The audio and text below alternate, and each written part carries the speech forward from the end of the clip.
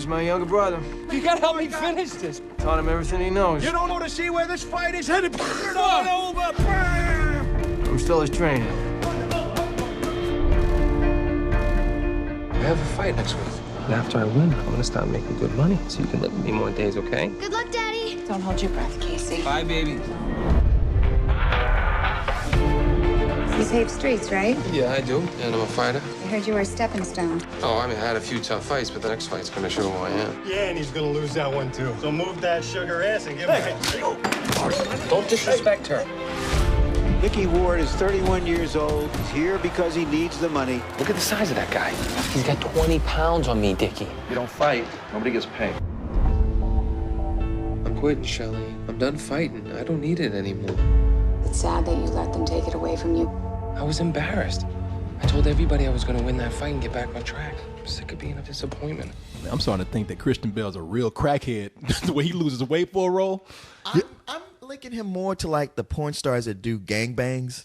You know how like a porn star What? I did a gangbang with 50 guys. Another one comes like I'm doing a gangbang with 100 guys. Like just complete, self-destruction. But this is my badge of honor.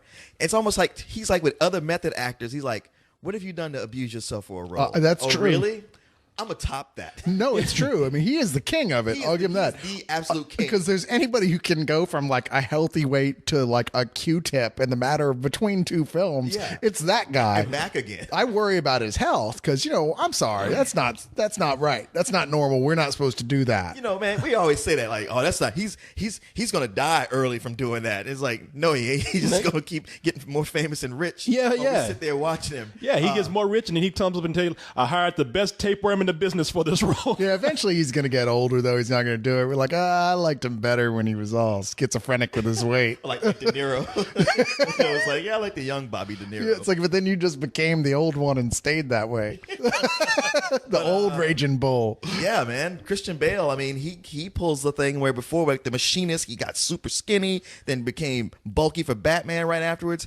Here, as the crack addict ex-boxer, he's got like the cracked out, skinny machinist face. Then he takes his shirt off. His body's not in bad shape. I'm like, dude, how do you do that? I mean, like you split yourself up. Well, the bad half and the good half. What he did was he took a little dash of Batman, threw it in with a crackhead, and you got Crackman. He's mid-transformation. Yeah. Oh, no, and you know what? I tell you what, ain't nobody better. No. This movie, look, there's a lot of good things going on in this film, but it's not only like Christian Bale's crack face and crack body that does this movie, that he does well in this film. I mean, this character that he plays, it's not even really a character. Yeah, it's a real guy. Yeah, it's a real guy. He plays Dickie Eklund, who is the brother of Irish Mickey Ward. And what goes on in this film is that, okay, so Mark Wahlberg plays Irish Mickey Ward, who goes pro in the 80s. As a boxer. Yeah, as a boxer, but had to go through a hell of a lot of shit to get there because he not only does he have to deal with his crackhead brother who's always getting in trouble, but knows how to box. If only he could get his head on straight, would be a great trainer, a great coach. But he has to deal with his overbearing, I guess, what is that? Is it his stepmom? Or no, she's his mom. Is that his mother? Well, yeah. it should be a stepmother. Well, She's that's the thing. It's like most boxers, what they have to deal with is promoters or Don King ripping them off every few seconds. He's got to deal with his family. He can't even get to Don King because his family his family is huge. I mean, and it's ugly. That is the UGLY. You ain't got no alibi. Yeah, he's got 7 sisters and each one uglier than the next. No, right? It's like Cinderella or something going on in there. And you're like, wow, you know what? After the first 2 girls came out looking like that, I think I might sew that womb up. Is all I'm just saying. stop. 7 sisters. I mean, this is a family where you go like, you know what? The mom is the hot one. And the mom ain't so hot. No, she ain't so hot. I mean, she's spewing out. I mean, she's got a vagina like a clown car. Let's yes, face man. it. She's spewing out goblin after goblin. I mean, it is Mordor up in that vagina. Just don't stick another penis in there, right? Throw that into a volcano. That vagina, and just be done. Because these sisters are ugly. And then let's keep in mind that this is the '80s, so it's bad enough that they ain't got like great faces, but it's accented by these horrible hairstyles that just go up to the ceiling. You remember the big hair of the 80s? You've seen pictures? Imagine that amplified by redneckisms. Yeah. Now, what town does this take place in? I don't know. It's somewhere outside of Boston. Some working men's type of I figured town. it like had to be that Come on, man. Massachusetts area. Well, Yeah. it's Mark Wahlberg, so it's he- got to be a Massachusetts. Yeah, you've got to film it in Either Boston. Massachusetts or Philly. Yeah, Well, I'm sure people somebody only will like let us his know. movies when they take place up there, because otherwise you're like, hey man, you kind of seemed out of place. Yeah, man. I mean, imagine those odds. You have a brother who's a crackhead. You have an overbearing mom, to say the least. yeah, and then you have an army of trolls as your sister. I mean, it's not going to be easy for you to do what you need to do, and everybody wants to have their input. And it's Well, all- he's living under his brother's shadow as part of the problem, because Christian Bale's character is that Dickie, right? Yeah, okay, appropriately, because he's a dick. He a long time ago fought Sugar Ray Leonard and knocked him down. Didn't win the fight, but he knocked him down. Right, and that's his big claim to fame. Yeah, and that's what the whole little town's claim to fame is like. Hey, we have the boxer. that knocked down Sugar Ray Leonard, and he will never let Mark Wahlberg's character forget it for a second. It's like, come on, man, you can't let me. I knocked down Sugar Ray Leonard. It's like, look, yes, I know. You think I didn't know that? You've only mentioned it's been written on all of my birthday cakes. And look, and Sugar Ray, yeah, I know. And Sugar Ray Leonard is, and Sugar Ray Leonard is kind of like, yeah, but I'm not on crack. So yeah, good for you. A lot of good that did you. Well, it's funny because the movie opens where they're making a documentary about Dickie, and he's like seeing it like, this is my big comeback. They're making this movie about me. They keep following around. It's not till halfway through the film that it gets revealed like, well, we're making a documentary about crack addicts. And about how crack is tearing America apart. Yeah. Including you. And it's definitely tearing him apart. But, the problem with that family isn't even that in and of itself. It's that everyone has always been, the whole family's always been like, well, Dickie, he's going to come back. He's always been the golden boy. Yeah. That Mark Wahlberg just can't come out of that shadow. And he's always been trained that way. In his mind, he can't make a move until his family says, make a move. I know you know what I'm doing. I'm sure Alice and everybody else told you. I just wanted to tell you to face myself. I got new management. Mikio keeps my training now. It's going good. Yeah. They got you fighting Alfonso Sanchez. On HBO. And you're proud of that. Right. What's your plan? How you gonna fight Sanchez? I ain't here to talk about that. What's your plan? I am not here What's your to talk plan? about What? that. Yes, you are.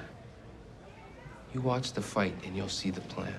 Hey, Meg, what is it? You're scared, you're embarrassed because you don't even have a plan on your brother. Just tell me. Go. You gotta run against this guy. Let him punch himself out. Take him to the body, right? Get inside. Switch stances like you're gonna work his right. Hit him on the left. You ain't me. All right, you can't be me. You had a hard enough time being you when you had your chance, and that's why you're in here. All right? I'll fight Sanchez the way I fight. And it's not until he meets Amy Adams, who's a local bartender and probably the hottest thing for miles. Yeah, he lucked out, man. Starts dating her that he starts being able to get enough self-confidence to move away from that shadow. But that family's like the fucking mob. You don't just walk out. Oh no! Because those sisters, boy. I mean, just looking at them, that's a hit right there. Yeah, it is.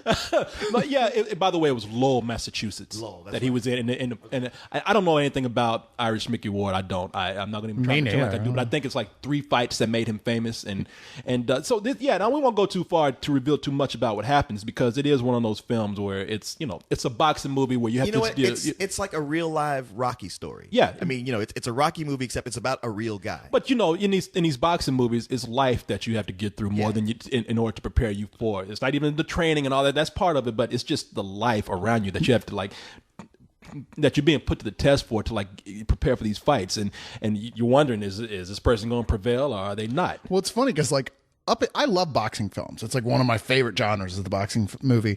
And there's a point. It's not till 3/4 of the way through the movie that you're even sure that this is in fact a boxing movie. I mean, it's not really about that at all. It's about the relationship between these two brothers and with the mom, who is terrifying. But then, of course it does at some point finally go, oh yeah, we actually have a story about a real boxer to tell you. Oh yeah, no, and it's we were talking about a movie earlier where we were saying it's 2 leads in the film that really make it happen. Mark Wahlberg is great in the movie. He's good. Sure. He's good. good. But this movie, it is Christian Bale's film. Sure. I mean, it's like I said, And it's not he only knows it. Yeah, no, he does. It's not only the physicality that he's captured here, But I mean, he gets this guy Dickie England down, and they even show you at some point the real guy. And when you see that, that's when stay you for the closing credits. You can see the real guy because you're like, oh shit. Well, you're thinking to yourself like, maybe he's overplaying this. I mean, maybe this is the whole like Massachusetts type character that he's just kind of looked at and just said, I'm gonna like take this to a higher level. But no, he encompasses that real person so well. And the movie, I like it because. Who's the director of this? This is David O. Russell. As a matter of fact, David O. Russell, famous for the I Heart Huckabees, where Lily Tomlin had that meltdown. Where she went crazy like twice. Or Three Kings, where he and George Clooney had a huge meltdown really? on. Oh, yeah. George Clooney said he will never work with them again. Damn. Yeah. So, really? Oh, yeah. So we made a big public deal out of it. After Christian Bale's big meltdown, I just figured, man, the two of them together, I got to see some outtakes. Well, apparently Mark Wahlberg is the one guy who gets along great with David O. Russell. Every one of his movies. But after, you're with Christian Bale, you're like, let's pick the other guy who has a fiery temper, who doesn't like being told what to do on set. There's got to be some sequence where David O. Russell's like, what the fuck are you doing? Yeah. Well, what I like about this film is that we say it's a boxing film, and a lot of people are expecting either Rocky or they're expecting Cinderella Man. And I say you take the best elements of both those films and put them in here because it's not about the boxing. It's a whole lot of human drama that goes on in this, and it's not really melodramatic either because, like I said, I mean, you're dealing with these really obnoxious people, and they're not trying to make these people look pretty or they're not trying to glorify these people or anything. And on top of that, you have minor characters on the side who I'm sure some of them are actors, but they genuinely seem like real people.